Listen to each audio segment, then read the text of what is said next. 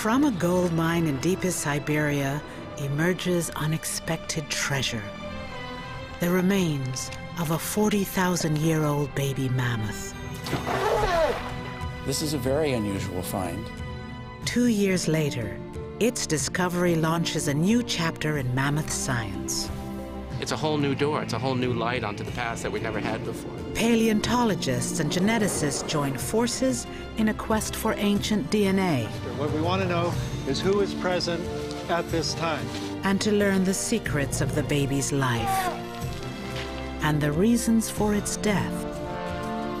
It's a paleo detective story that begins in the high Arctic. Fantastic! Great. And ends in a distant lab where scientists are cracking the mammoth's genetic code. It's a walk through the real ice age with the baby mammoth.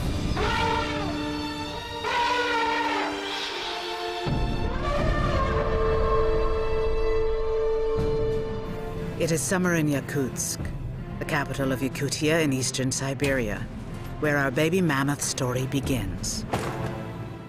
Yakutia is famous worldwide for its natural treasures, raw diamonds and precious minerals, and now an unlikely survivor from the Ice Age.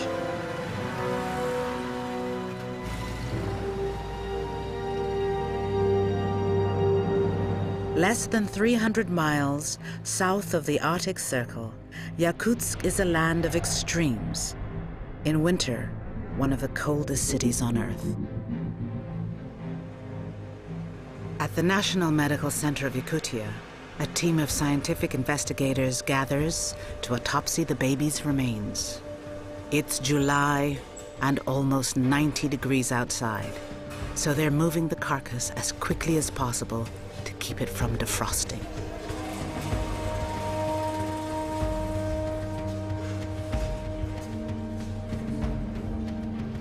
This mammoth calf is an exceptional find. Over the past 200 years, scientists have studied only 4 other well-preserved young animals pulled from the frozen earth, known as permafrost. Mammoth experts from across the globe have flown in for the autopsy.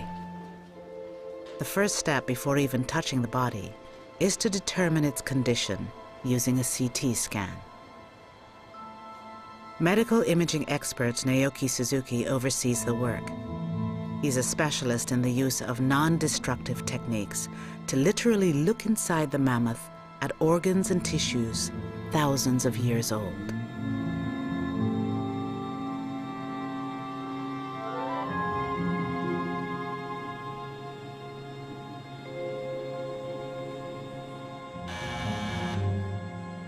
The carcass is sealed in a thick plastic coat.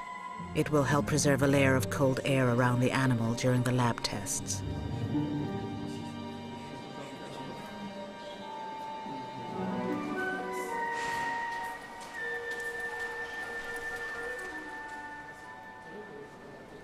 Paleontologist Ross McPhee is one of the lead investigators.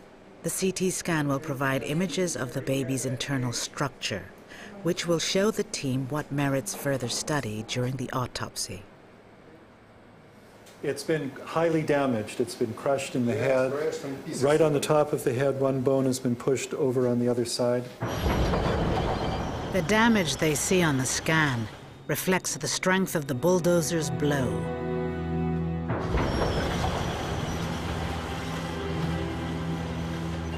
We want to remove each damaged part to anatomical right position. With today's data, Suzuki will create a 3D image of the baby's skull. Since we finished the CAT scanning, our next job is to see what we can find out just by ordinary techniques, just looking it over anatomically.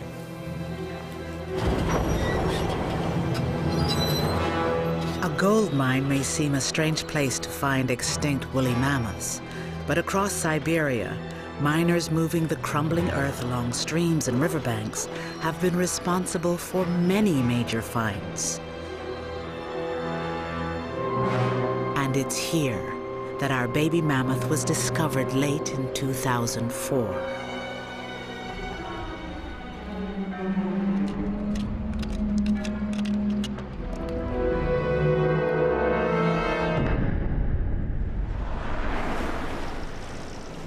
The autopsy will take place in an ice house on the outskirts of Yakutsk, an urban equivalent of the traditional ice cave Siberians use for cold storage. Inside, it's a chilly 14 below.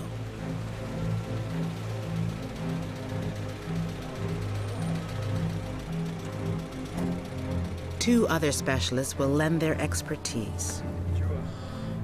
Dan Fisher can read a mammoth's life history in its tusks.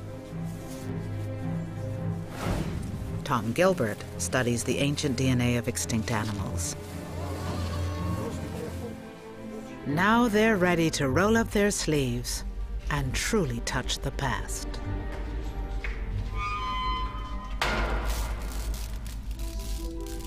The carcass is only partially intact, without front legs or hind quarters. But the men are thrilled by what they see, the ancient face of a baby mammoth. The head, with its severed trunk, is a rare find. They linger over the baby's eyes and ears.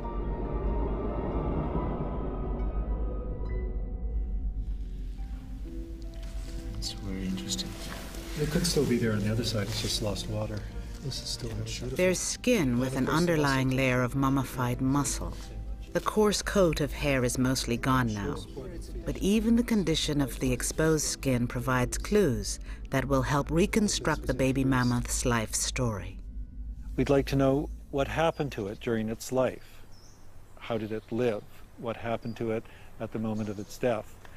And in all of this, we're relying on the tools and kinds of investigations that in some cases we wouldn't have believed possible to do only 5 years ago.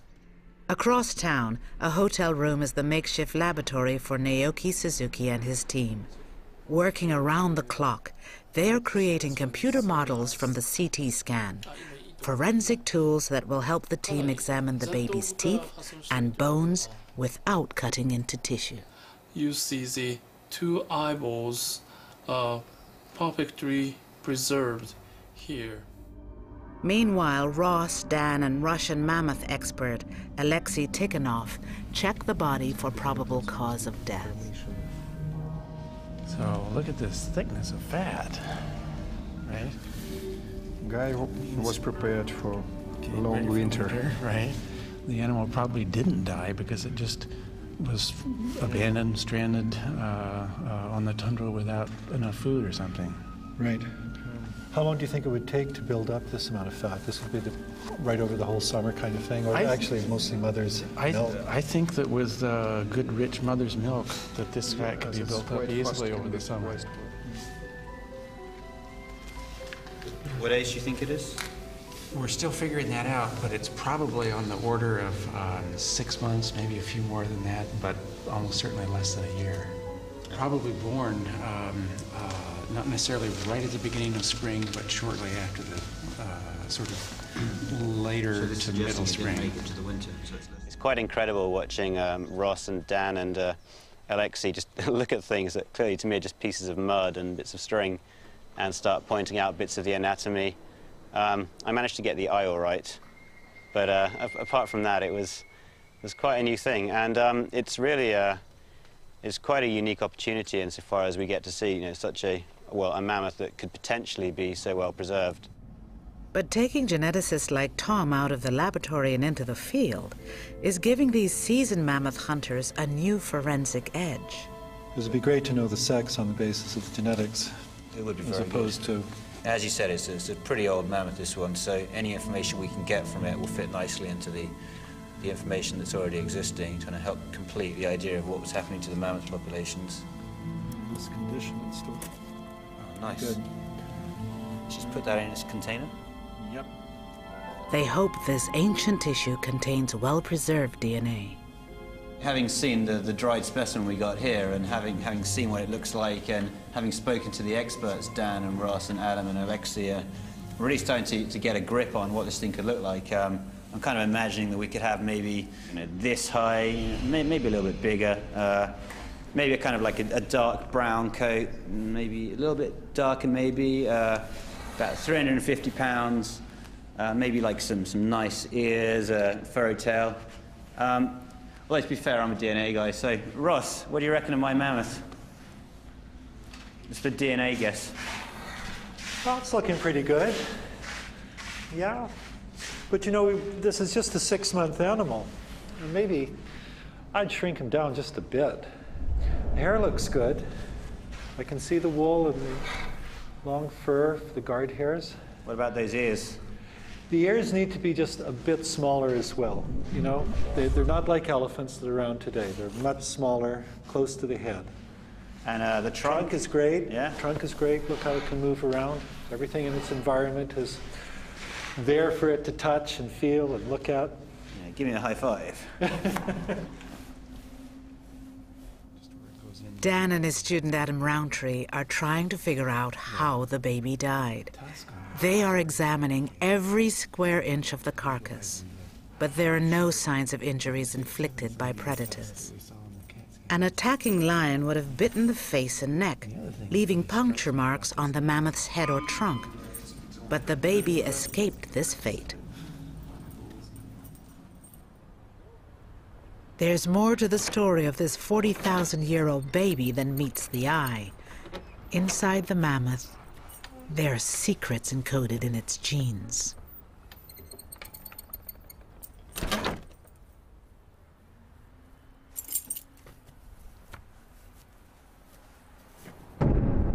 At Canada's McMaster University, geneticist Henrik Poinar is about to test the baby mammoth sample just in from Siberia. If he finds enough well-preserved DNA, he may be able to determine the baby's sex. If the baby's DNA is unique, he'll also attempt to sequence its genome, perhaps the first genetic map of an extinct animal. The men wear hazmat suits, gloves, and masks to prevent any new contamination of the sample from human DNA or any other organisms. This is a 40,000-year-old piece of muscle from the baby mammoth of the Siberian permafrost. It's samples like these, and this particular sample, that may allow us someday to recreate this extinct animal, the woolly mammoth. Frozen tissue from Siberia has provided Hendrik with some excellent DNA. But this baby is extremely old. Its DNA may have degraded beyond the point of usefulness. The sample is being frozen down to minus 140 degrees with liquid nitrogen, and what this allows is to be finely ground into a fine powder that allows us to extract the DNA. Samples are screened to see which are unique and well enough preserved to use for full genome sequencing.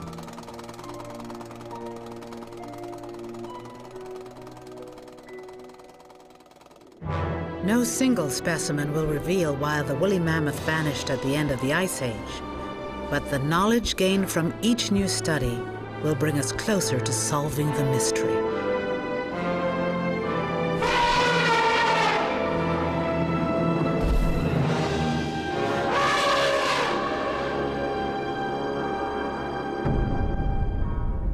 Back at the ice house in Yakutsk, medical imaging researcher Naoki Suzuki is getting ready to share his work with Dan Fisher, the tusk expert.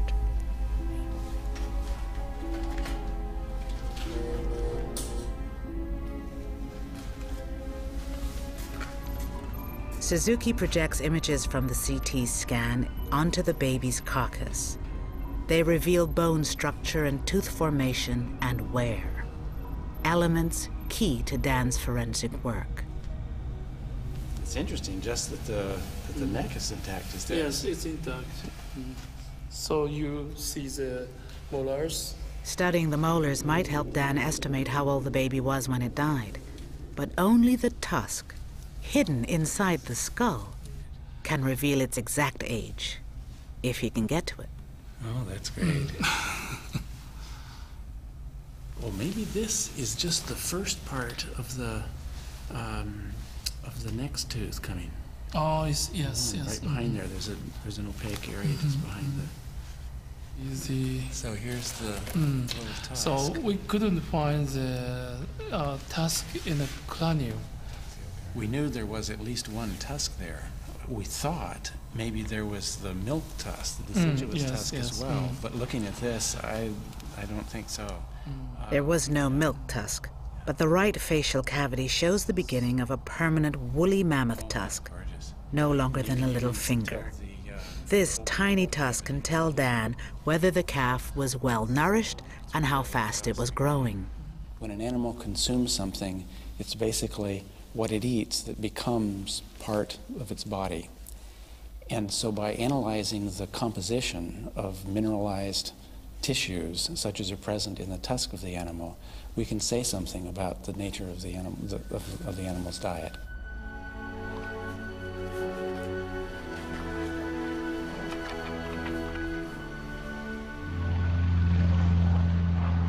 Tixie, an outpost at the edge of the Arctic Ocean.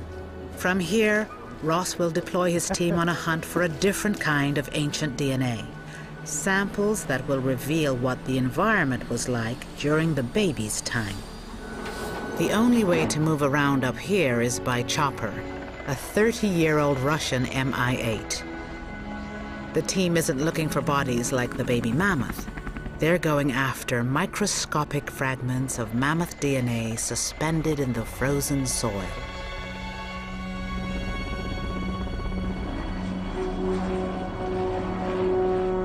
For tens of thousands of years during the last ice age, woolly mammoths thrived here on the roof of the world. Their extinction remains a mystery. Chasing mammoth DNA is hard work. The team will spend long hours shoveling dirt in the freezing cold.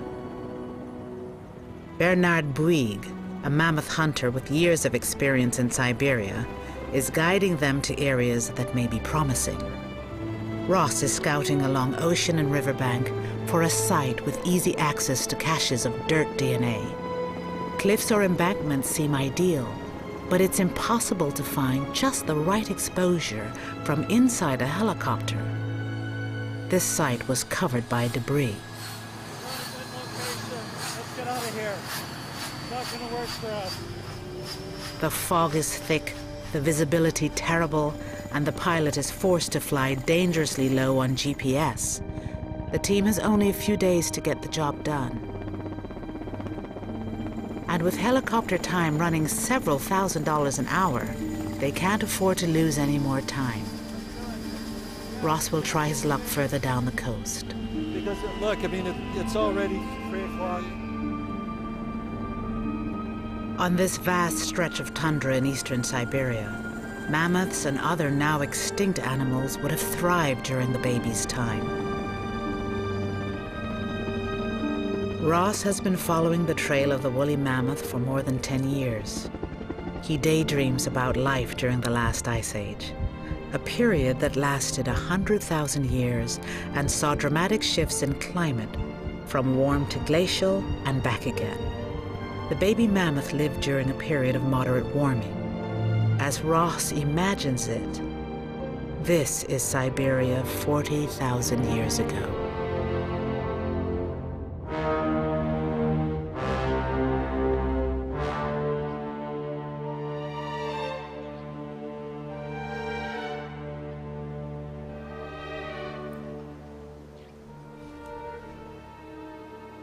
Okay, you know, this is real mammoth country.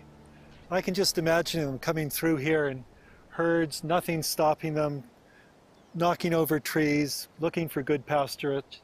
It must have been a great thing to see. There were several times back in the so-called ice ages which were as warm or perhaps even a bit warmer than today. And in fact, the baby mammoth lived right at the end of one of those periods.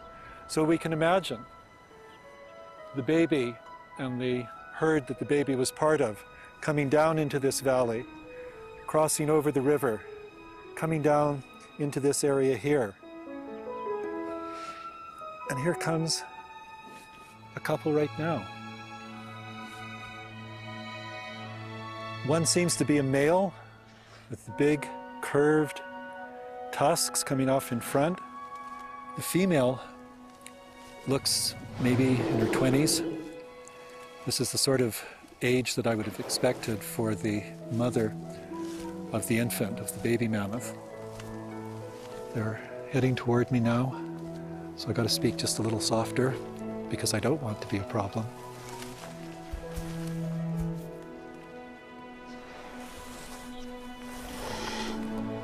What a pair of beauties, huh? The real Ice Age right in front of us. You can see some of the features up close that distinguish these guys from modern elephants.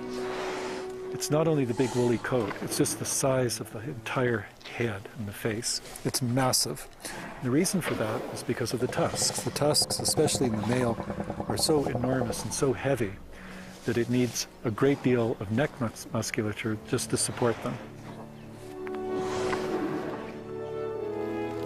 For now, it's just a dream. But as science begins to break the codes locked in ancient DNA, a clearer picture of the baby's world may soon emerge.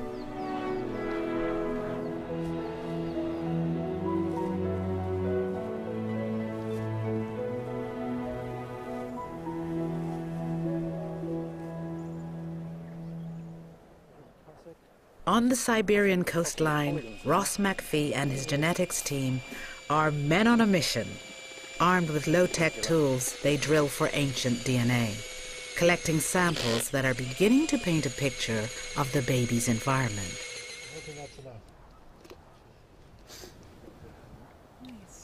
Nice, good size.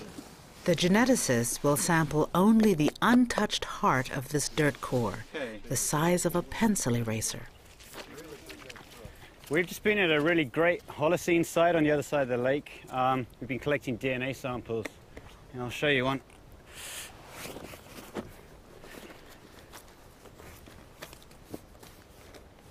Hey, you're back.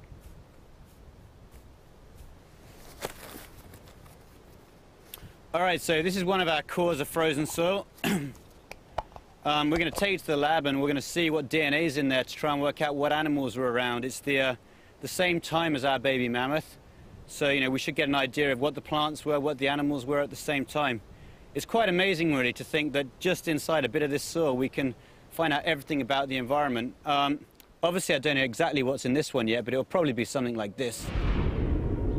Like their elephant cousins today, mammoths roam vast stretches of grasslands. Family bonds were strong. A calf this young wouldn't stray far from its mother.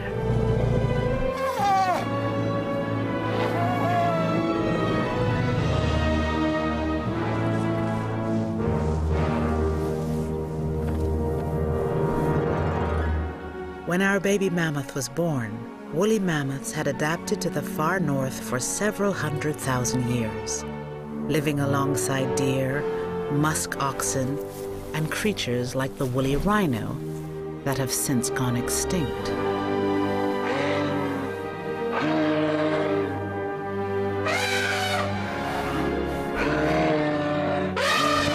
For the baby, like all newborns, this was a world of discovery. A 6-month-old calf might mimic its elders, but would still lack the skills to feed itself. It would depend entirely on its mother's milk.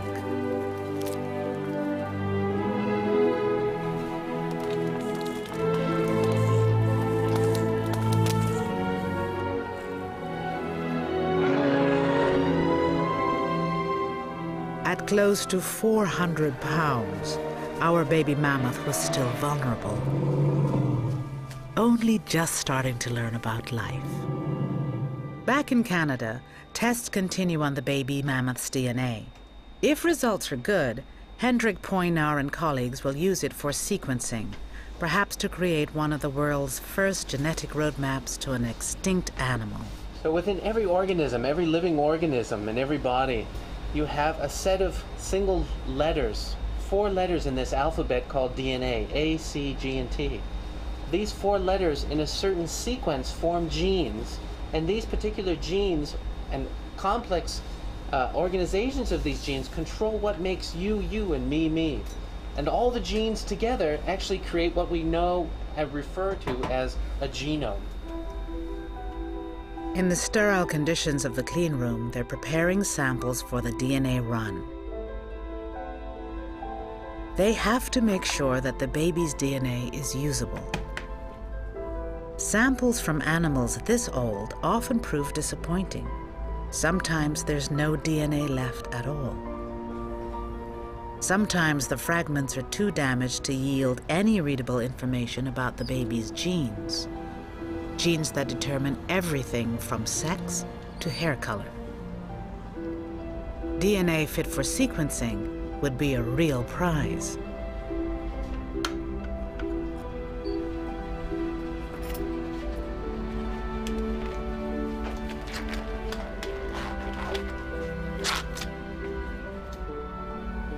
Yeah, so for the molecular biologist, this is the best stage because at this point we have no idea whether or not the baby sample or any tissue sample actually contains DNA. So this is the sort of the moment of truth when we find out whether our sample actually has any DNA at all and whether we can go on and complete the genome or not. So this is a moment of truth for us.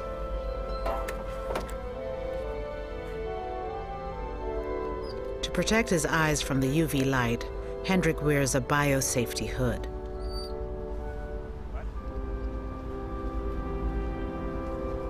Now crystal clear in the UV glow, will this genetic time capsule, 40,000 years old, help move mammoth science into the future?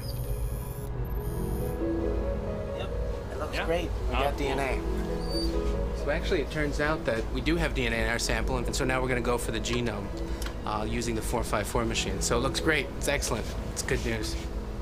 Now maybe congrats. Tell me which is which. To an evolutionary geneticist, this is the greatest archaeological project that ever exists. Forget the tombs, forget the pharaohs. The most exciting archaeological project is in your chromosomes. And in the past, we've never been able to get that from the mammoth. We've never been able to get it from a Neanderthal. Now this simple little machine that we'll show you is actually gonna dig out these individual letters and reassemble them into the entire genome of an extinct organism for the first time. And from that, we'll be able to tell where the genome came from, who are actually the mammoths closer to, why did they possibly go extinct? It takes a steady hand to fill 2 glass plates with emulsified DNA for a run on the genomic sequencer. Cutting-edge technology that's changing the world of ancient DNA analysis. Each plate contains 300,000 tiny wells that produce flashes of light as each base is added in sequence. It will take 3 billion genetic base pairs to map the entire woolly mammoth genome. The machine reads millions of DNA sequences in a matter of minutes. Work it would otherwise take Henrik's entire lab years to accomplish. Yeah, predominantly, probably 50% if we're lucky, but should be good. Okay, excellent. We'll never get rid of those bacterial DNA in it anyway. No. We'll soon know the sex of our baby mammoth, a secret encoded in its ancient genes.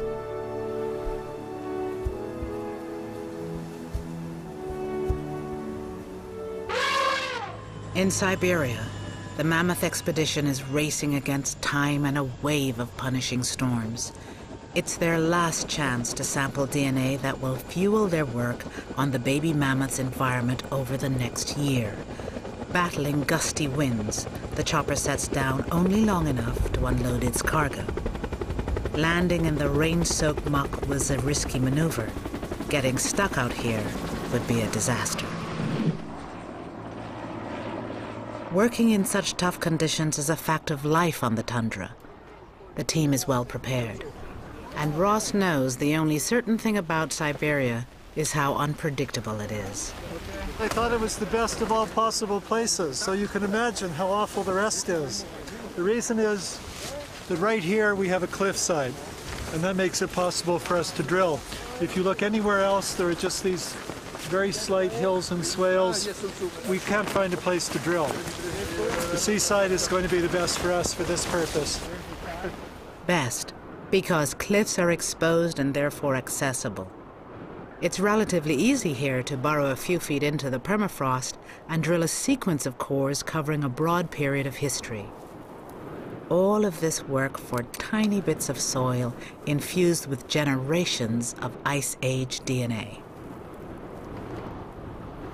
one of the big questions that, you know, people wonder about, including me, is how is this DNA getting into the soil? You know, like, where's it coming from? Obviously, we haven't got a bit of mammoth inside that core.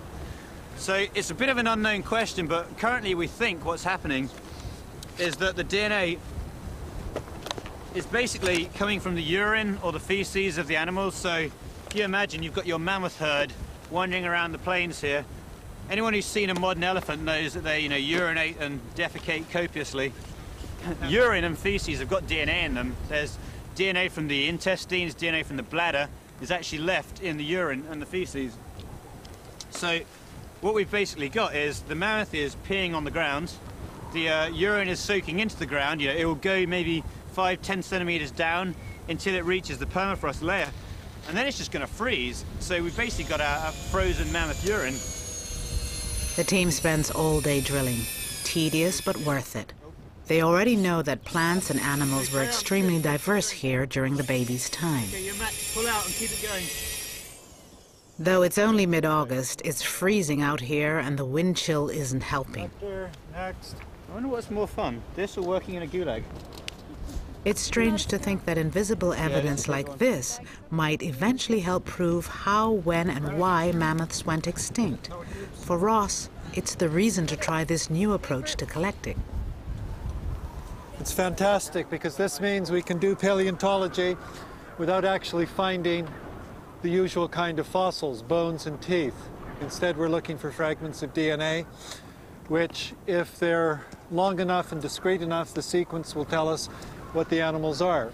And that's, for this kind of paleontology, what we're after. What we want to know is who is present at this time. A few hours walk down the tundra.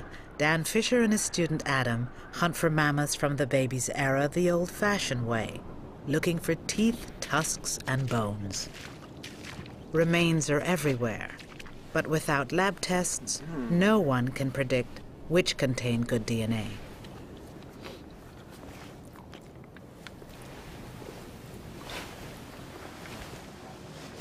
So I'd say probably dealing with a young animal, no longer a calf, but teenager. Okay. Driver's license age, maybe. A nice find, but not in the babies' league. Tumat is a small settlement on the tundra of northern Yakutia. Bernard Bouygues, the scientist's expedition guide, is also visiting sites that may have interesting mammoth fossils for scientific study. Every year he checks out leads from local people who come across the frozen remains of ancient animals melting out of the permafrost.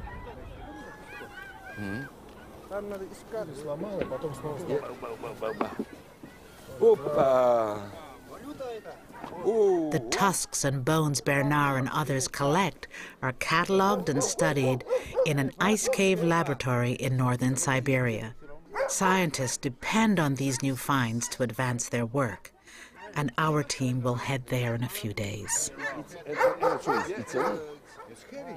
70 kilogram, 140 kilogram. When you have this in the mouth. Everyone's having fun imagining the giant that once wore these tusks. But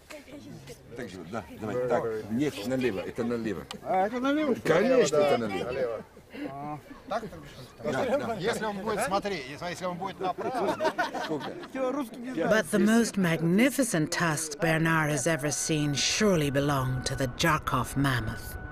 In 1999, in a first for mammoth science, Bernard raised its ancient remains, encased in a permafrost block, off the Siberian tundra and into history.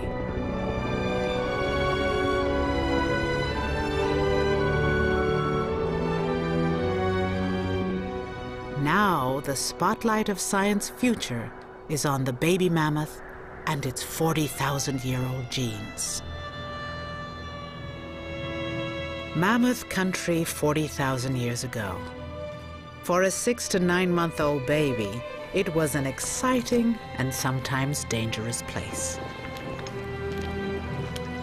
During the autopsy in Yakutsk, scientists speculated that the calf probably died in autumn, not from starvation, judging by its healthy layer of fat, but from causes still unknown.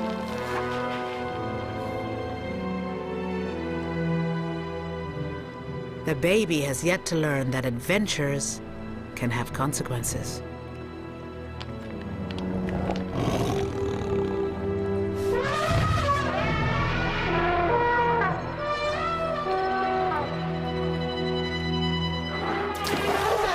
A now extinct cave lion the size of a present-day African lion might startle a 5-ton adult. But an inexperienced baby mammoth would make easy prey for a 700-pound predator.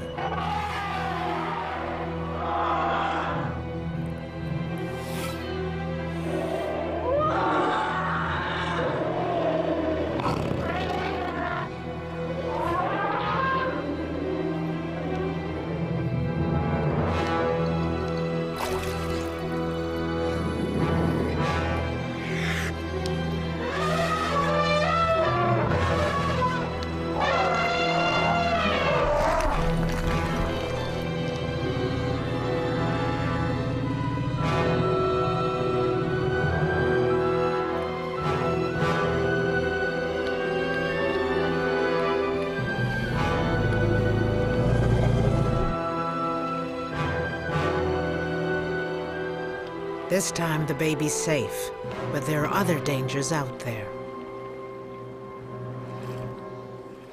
In the spring and summer, the shallowest layers of the permafrost melt, and the tundra feels like a waterlogged sponge under a carpet of vegetation.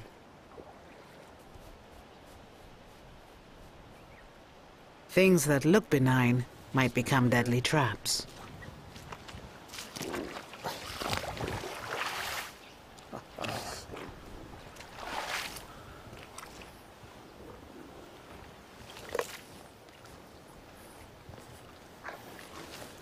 I may go around a bit. Okay. A baby mammoth crossing a little ford like this might very well be surprised and frustrated, might flail about a bit.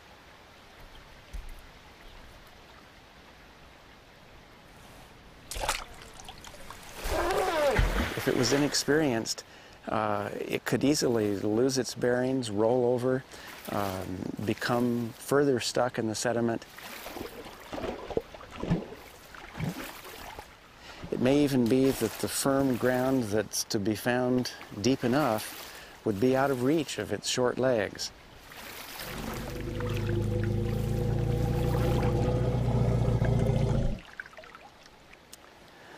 A baby of this age would definitely depend 100% on his mother. Dan thinks this is one of the ways our baby mammoth could have died. Evidence from inside the tusk will tell him more. Hatanga, Siberia in the high Arctic has become the mecca for scientists in search of ancient DNA. In 1999, Bernard Bouygues flew a 20-ton permafrost block containing the Jarkov mammoth's remains off the tundra. It would be the centerpiece of an ice cave laboratory he was creating in a hillside beneath the town. Over the years, he and other mammoth hunters have filled it with Ice Age fossils, turning it into the Arctic's premier mammoth museum.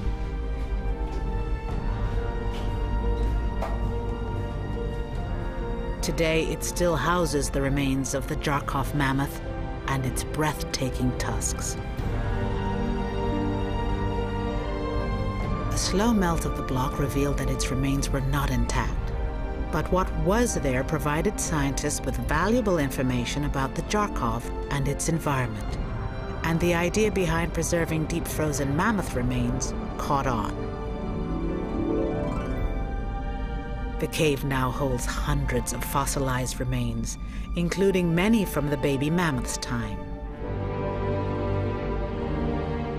At Henrik Poinar's request, Ross McPhee will sample more ancient DNA to help complete the mammoth's genome. The baby sample is extraordinary, but it will take a lot of genetic material to produce the results they hope for.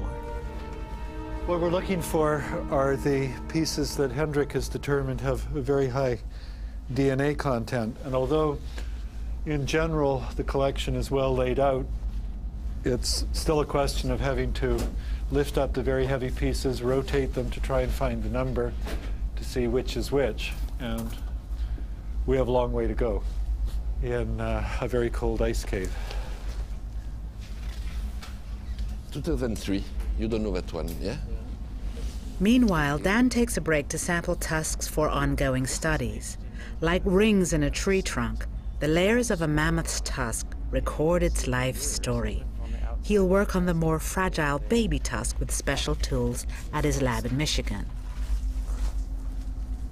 No, I'm down in the 400s now. You want to study that one? It's one that that would be interesting. I think that'd be good. We put now. Ross finds the specimen with huge DNA potential for Hendrik. Bone marrow at least 10,000 years old. Okay, that well, see, one this is the real deal. Yeah, this that is one's excellently preserved. Look at that. It's like you took a cow bone and cut it. Yeah, You can see exactly the same thing. There's no fresh blood. That's the only difference. You need the bones for what? For what kind of soup or what kind of, what's the purpose? You have many guests. You want to cook kind of what we call French pot-au-feu, yeah? Well, you know, back in the early days when more complete carcasses were being found, there were all these stories of the dogs smelling the carcass first and then starting to eat it. Right. And even in one case, I think the Berezovka mammoth, was it? The people actually cut off Also pieces and tried it. You know, I like what I do, but I don't think I like that much. Not at that point, yeah? Yeah, right. Okay, let's try to cut that one.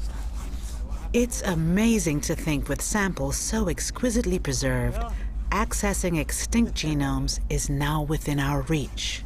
What works, works. The marriage of paleontology and genetics seems to be paying off. I thought we had further to go. Let's look at this beautiful piece. And the light-colored material in the center. This is not unusual for Siberian fossils to have this kind of preservation. It's just that in this case, it is so beautifully preserved, it makes it worthwhile to try and get maybe intact cells out of it.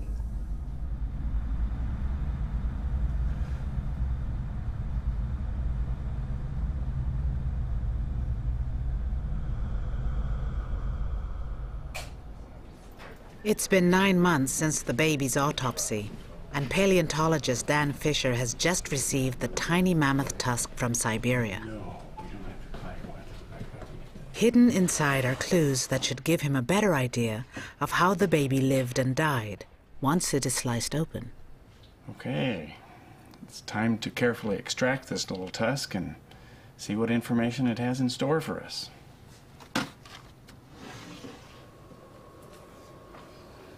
So are we good to go? I think so. All right. In a sense, it's like reading a book. We're going to see in the layers of the tusk really the story of this young animal's life.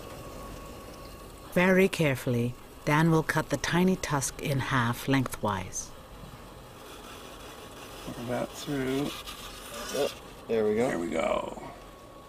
It looks like there's a pretty well-defined line that leads up and sort of stops right at that color change. Well, it could be a neonatal line. You want to take a look? Sure.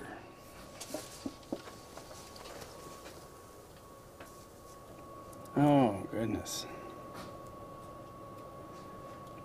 I think that's it. Yes, I think that's a neonatal line. A neonatal line is a structure inside the tusk that marks the time of birth. Patterns of change on either side of the line reveal the season the baby was born. It's of course present just out at the tip of the tusk, and in adults it's already been broken or worn away. So it's only in the tusk of a baby that we could hope to see the signature of this moment preserved at the tip. You realize this is not just the first time we've seen this. This is the first time anybody's ever seen a neonatal line in any proboscidean. Right. The first look at birth, huh? Oh, yeah. The team creates a 3D scan of the tiny tusk, a record of the discovery preserved for when the tusk is sent back to Yakutsk.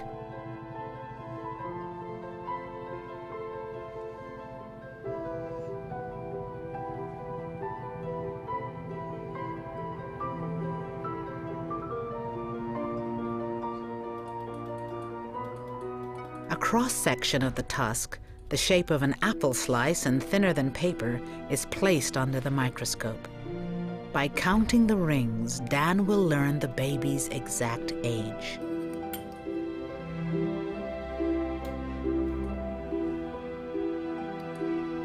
Each ring in the ivory of the tusk represents a week of the baby's short life.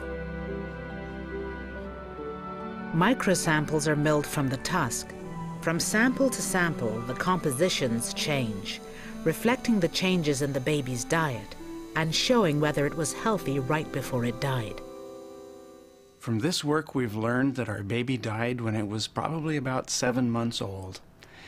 It had a good life, even though it was a short one.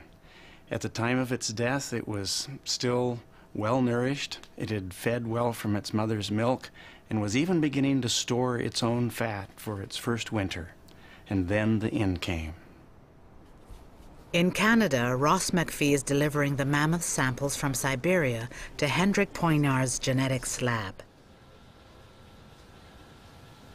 So, tell me what's going on with the baby. Oh, with the baby, the results look quite fascinating, actually, quite interesting. Yeah? Yeah, no, I can't wait to describe in a little more detail for you.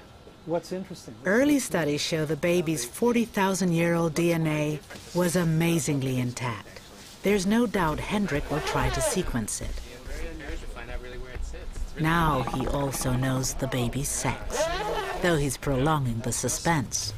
What'd you bring me? Well, now that you're really interested in extending what information you've got on the baby, this specimen might be the best we ever saw. Okay.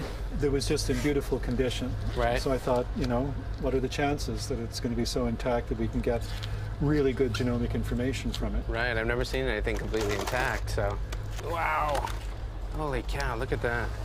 So if you take a look at the structure here, you can see this is all marrow on the inside. Right, right. And, you know, in addition to DNA, you might even have intact cells. A brave new world of ancient DNA. Yeah, well, that's your job, my boy. Speaking of your job, what about the sex of the baby? Is anything turned up? Yeah, yeah. Take a look at this. I'll show you. These are alignment sequences from the X and the Y chromosome. Take a look. See what you think. Okay, so this shaded area is the baby, right? That's right. Okay, so I'm seeing here a T and a G, and what that would mean, I gather, is that this is probably a male because it's got both the T's and the G's. That's absolutely correct. So you got a baby boy. So we have a boy. Hey, we got a baby boy. We got a boy. Fantastic. Isn't that great? Wow. Yeah, there you go.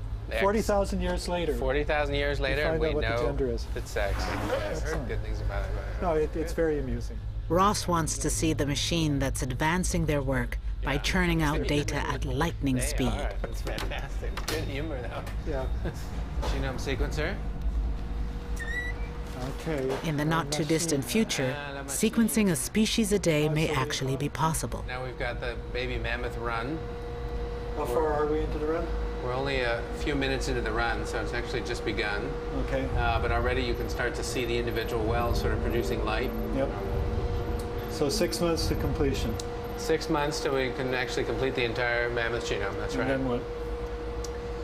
Well, then we can start looking at, you know, this whole range of questions that we can begin to look at. I mean, there's the whole question about, with an extinct genome, is there an interest into recreating extinct hybrid organisms, right? In situ directed mutagenesis of Asian elephant genomes. And That's mind-boggling. I mean, do you really think that's going to happen in our lifetime sort of deal? I think the implications, suggest that yes. I mean, that it will be discussed, and I think the possibility exists that it's not as far off as we think. At the dawn of the 21st century, the prospect of recreating an extinct species was incredibly remote. Today, the question is not if, but when. Perhaps in the next 10 or 20 years, the day of the woolly mammoth will come again.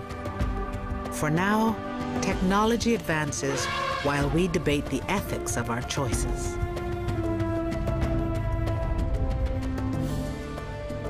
Wow.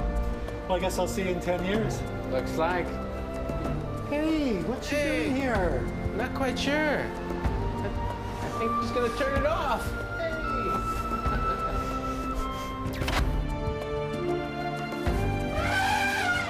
40,000 years ago, a healthy 7-month-old baby male mammoth died a sudden death in Siberia.